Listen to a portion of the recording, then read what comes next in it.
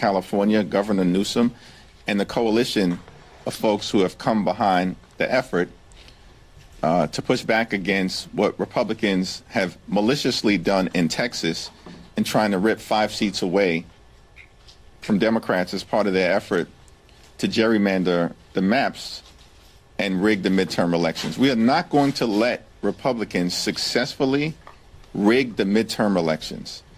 California is just the first Democratic state to respond. It will not be the last.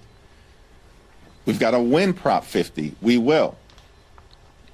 And we're making the point simply as we communicate with the people of California, yes, on Prop 50 to stop Trump from stealing the election. And the Republicans know they're on the verge of losing Prop 50. That is just the beginning of the Democratic response. And we will respond forcefully across the country.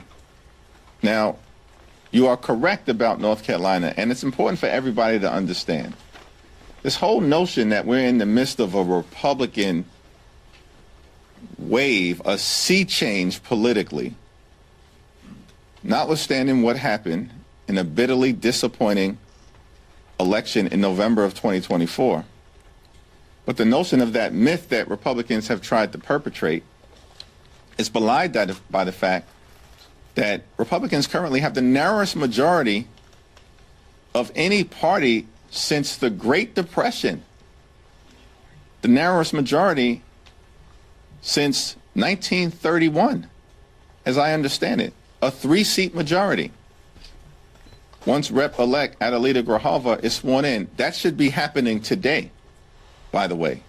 But they're running scared because of their efforts to continue to hide the Epstein files from the American people. But Republicans have a 3-seat majority. They wouldn't even have their 3-seat majority. They wouldn't even be in the majority right now had North Carolina not already engaged in mid-decade partisan gerrymandering last year.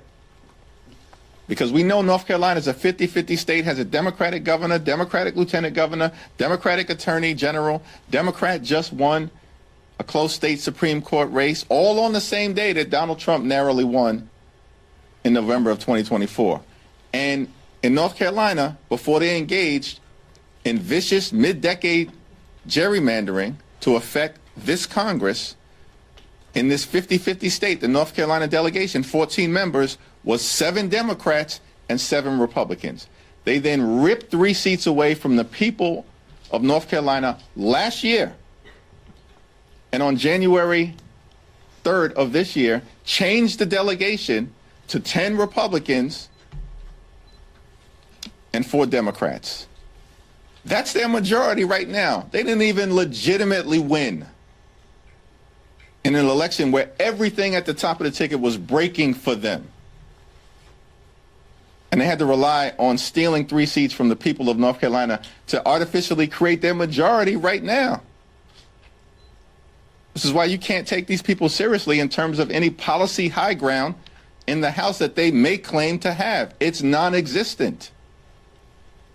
So the question then becomes, they've already gerrymandered the map in North Carolina. And because Donald Trump, their boss, ordered them to go back and try to create an additional seat, this is what they're going to try to do. We're going to make sure that Representative Don Davis is reelected in North Carolina, and Democrats are going to take back control of the House of Representatives. Leader Jeffries.